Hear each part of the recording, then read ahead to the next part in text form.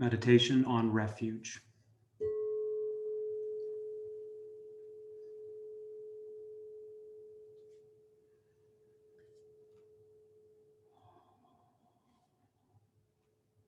So let's begin again as we normally do, with a comfortable posture, the body upright, the body relaxed.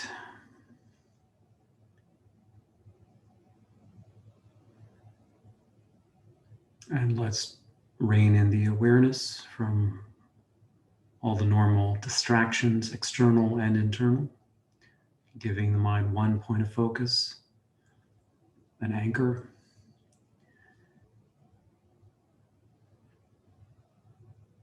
So let's use either the tips of the nostrils or the abdomen as it rises and falls as the placeholder, and go through 10 cycles of breath. Each breath includes inhalation and exhalation.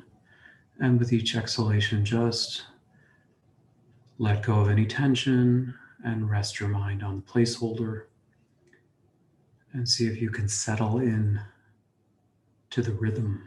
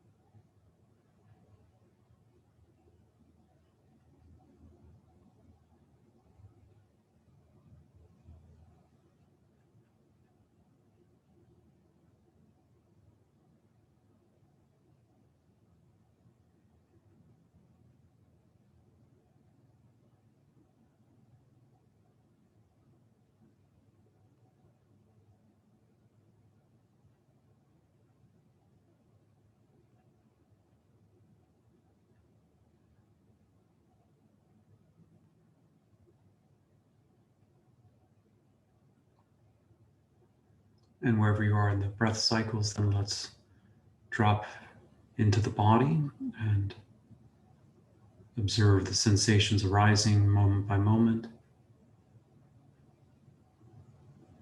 And just allow things to arise. If they're unpleasant, allow them to be unpleasant without reaction. If they're pleasant, allow them to arise without grasping.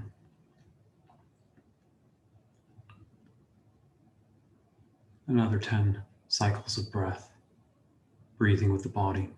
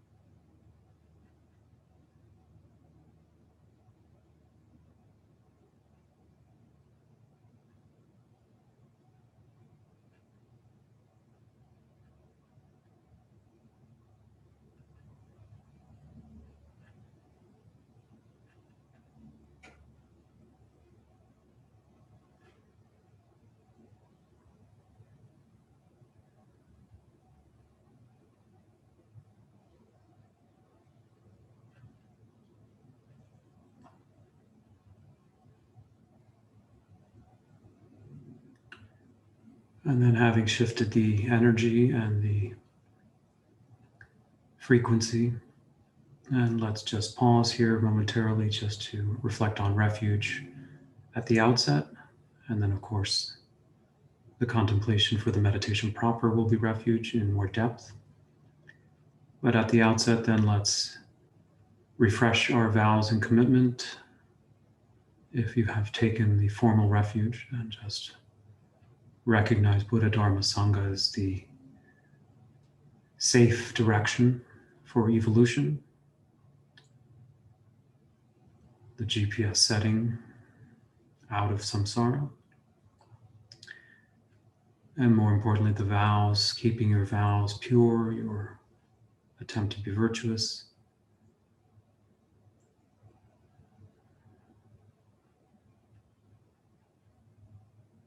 If you have not taken the refuge, then just take a moment to evaluate how powerful mind is. It's like a deadly weapon if not attended to and not cultivated. And it can be the single most profound source of liberation if well cultivated.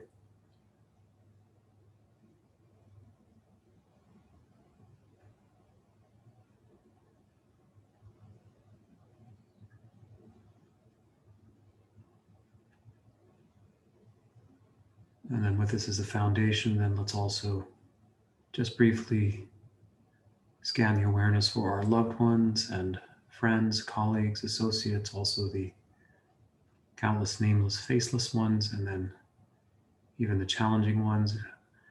And as you do that, just recognize all of them. All of them are ensnared in the web or net of samsara, the afflictions and the karmic habituations and the fundamental blindness. They are all aimlessly wandering through countless rebirths, not recognizing the way out. So try to develop some firm conviction that through your own practice may you awaken so that you can actually benefit others. Breathe.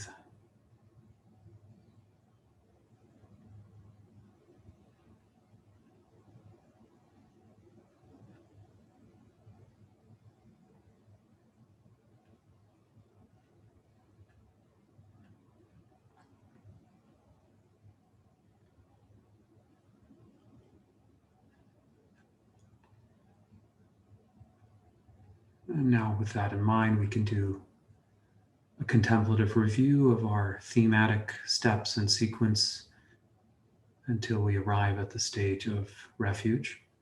So let's begin at the very beginning with mind is beginningless. Mind is separate from the body, though related.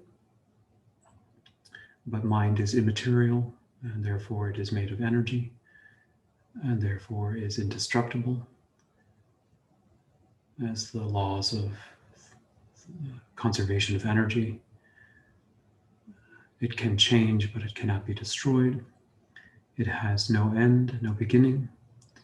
We have been cycling through samsara since beginningless time, unfathomably and incalculably.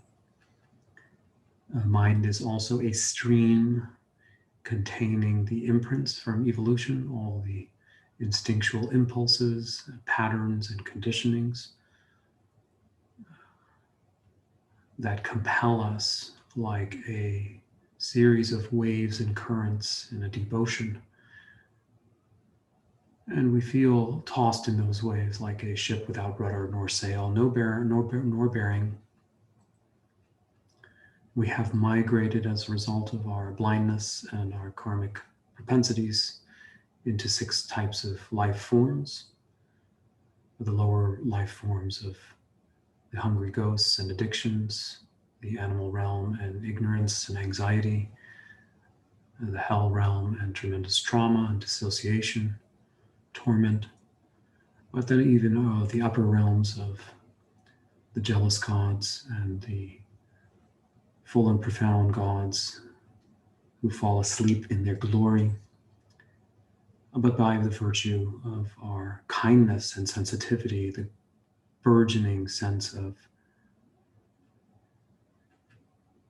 resensitizing us to the interconnected nature of the web or matrix of reality.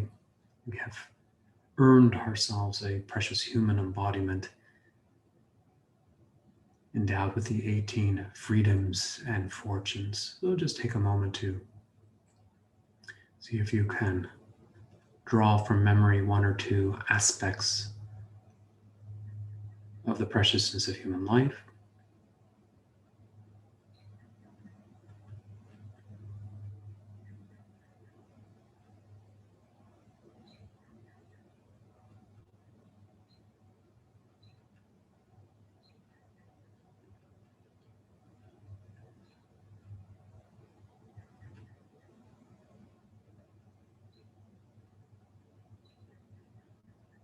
And then not only have we earned ourselves the precious human life, but we all also have had the unfathomable, unthinkable fortune of meeting qualified Mahayana gurus and teachers. So the guru is the living embodiment or ambassador of the lineage. It is the present day Buddha incarnate, endowed with 10 qualities. If we can't find the 10 qualities, then the 5 qualities. If not the 5, then just merely the 2. See if you can remember the 2 qualities of the reliable guide.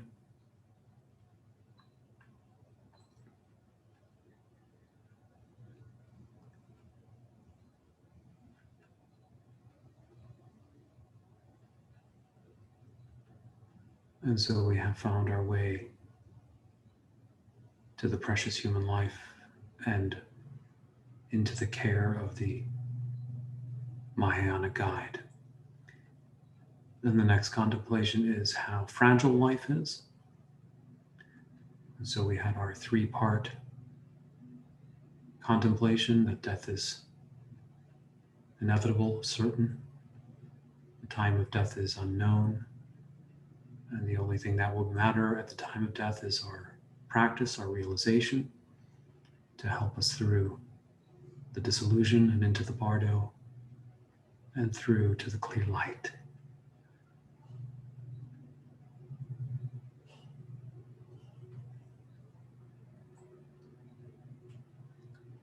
From the preciousness of human life and the inevitability of death contemplation, then comes the suffering of woe. So if we are compelled by blindness and we don't resist the temptations and urges of our habitual tendencies and reactions, then the chances are great that we may fall into life forms of despair and addiction.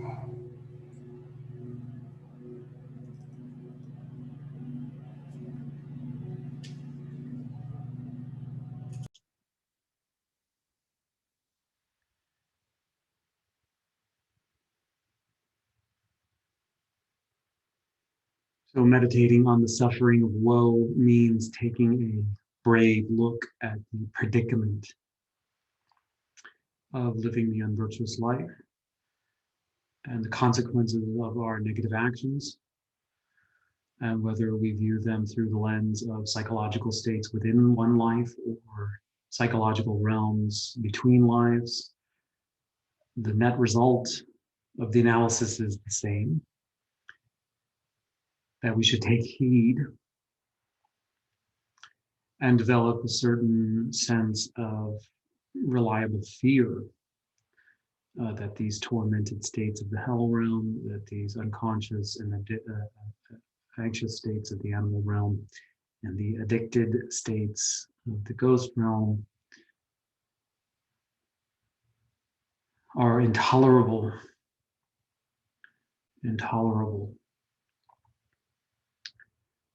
And this kind of meditation is necessary to take heed and to take stock, just like a mother teaches a child not to touch a stove. A sort of rude awakening is necessary to develop a sufficient level of fear. If you don't like that, then a sufficient level of respect. So meditate a little bit on your own personal circumstances, whatever realm may be most relevant for you.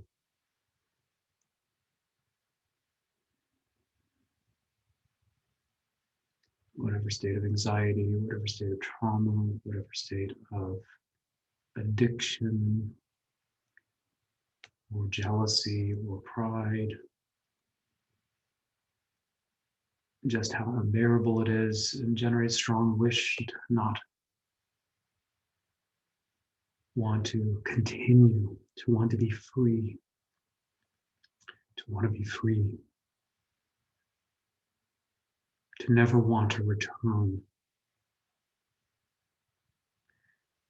Breathe.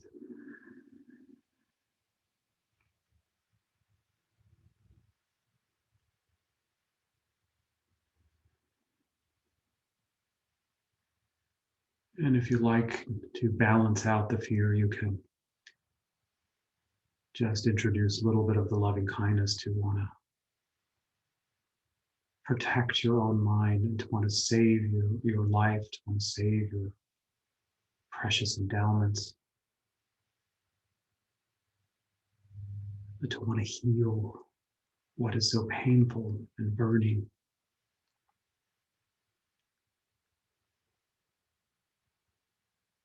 You ask the question, how is it that I can be free? And how is it that I can prevent myself from returning here? And how is it that I can ultimately heal?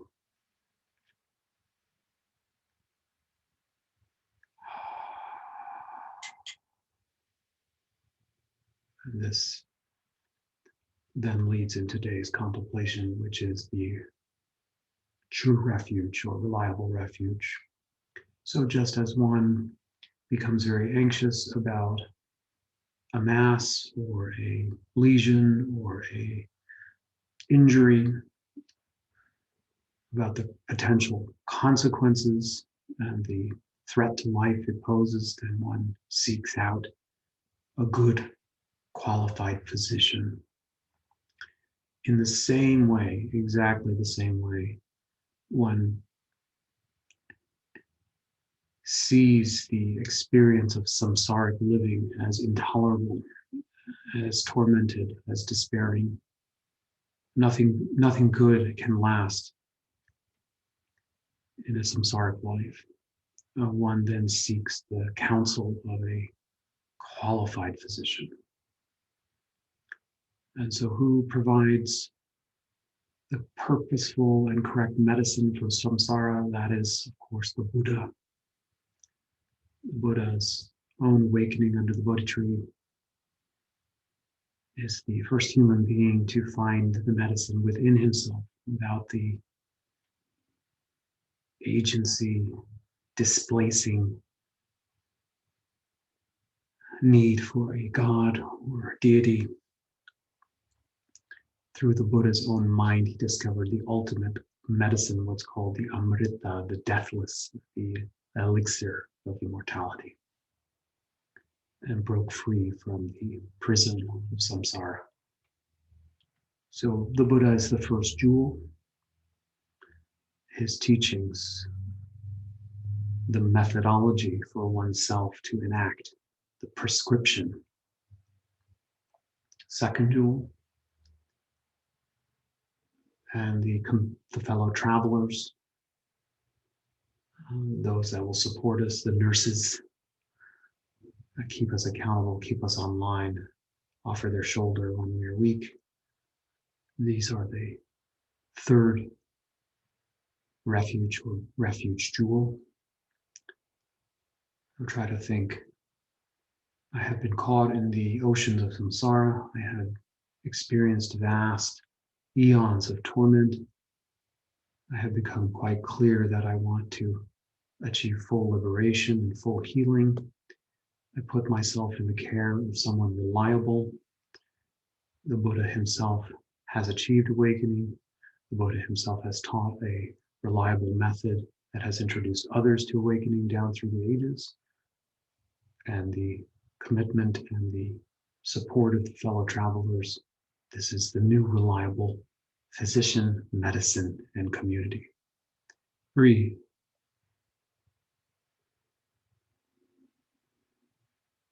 Only after a good, healthy examination do these three instill confidence. Like doing a search for 5 or 6 doctors for your ailment. Some of them don't have the warmth, nor the integrity, nor the sincerity. They're too distracted, too busy, maybe not knowledgeable enough. But then you find the one and you do your fact checking, and your own intuition says, yes, I can put myself in her care.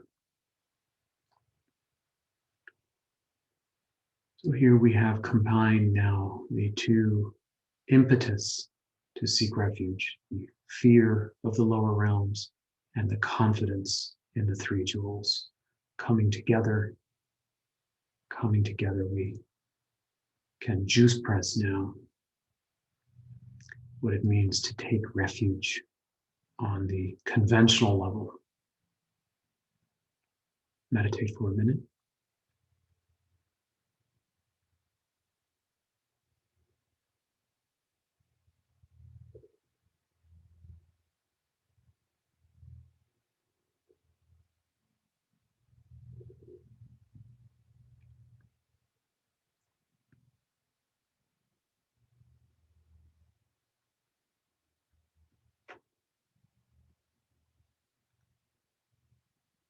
Now we can meditate on the ultimate level, on the ultimate meaning of taking refuge, what we take refuge in.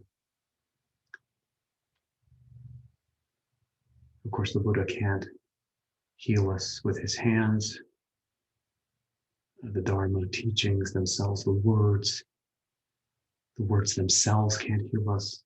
And of course, the Dharma fellow travelers, though their kindness is immeasurable, they cannot also heal us. So what is it that is the true remedy? The true remedy is our own utility, our own wise intervention in our mind stream. And this is captured best by the union of emptiness and karma. If we can deeply meditate on emptiness and deeply meditate on karma and find our agency, then we can see that we are actually the architect, the co-creator of our experience, and this then is the ultimate refuge. So meditate on emptiness means there is an infinite realm of possibilities. The world and the mind and the self is open. Is it an interrelated and inextricably causal matrix? Because of this, suffering can arise, but because it's not fixed, then suffering can be ameliorated. Illness can arise, but because the system is open and because the system is empty, health can be restored. That is the reflection on emptiness. The reflection on karma is that illness doesn't just arise spontaneously or randomly. Illness arises based on causation, afflictions, and blindness. So also health doesn't just arise randomly. Health is the byproduct of virtue. And so recognizing emptiness and our own karma and having some facility that we can shape-shift our own predicament, circumstance, future trajectory. We are willing to accept as a purification in the moment any of our distresses, any of our current circumstances, any of our anxieties, any of our traumas, any of our addictions. We allow them to purify right now without further reaction.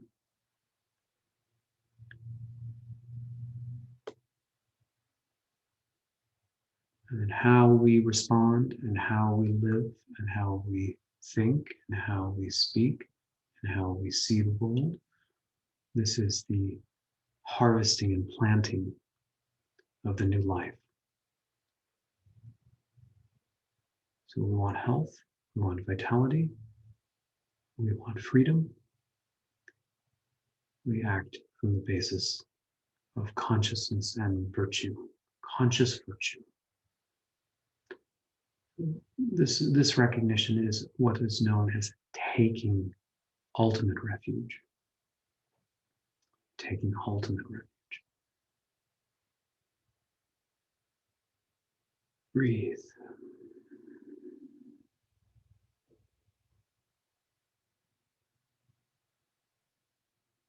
And as you breathe now, just press this notion of ultimate refuge down into your DNA, that I have it within my capability to course correct the trajectory of my entire evolution. Everything is open and what I do matters. Everything is open and what I do matters. Everything is open, and what I do, say, and think matters. This is Refuge.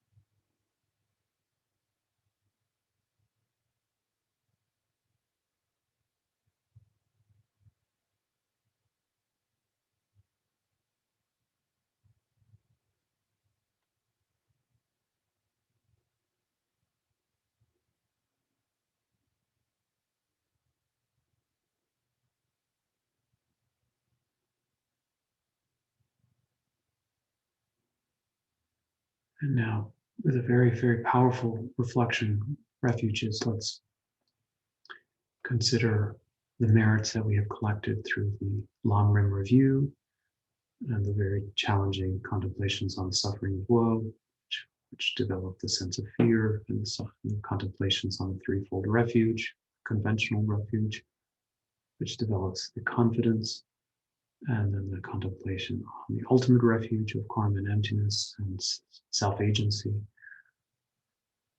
We've developed incredible virtues and merits, and let's dedicate them to all the suffering beings still tormented, still ensnared in samsara, and also dedicate to our own awakening for our own benefit and for their benefit as well.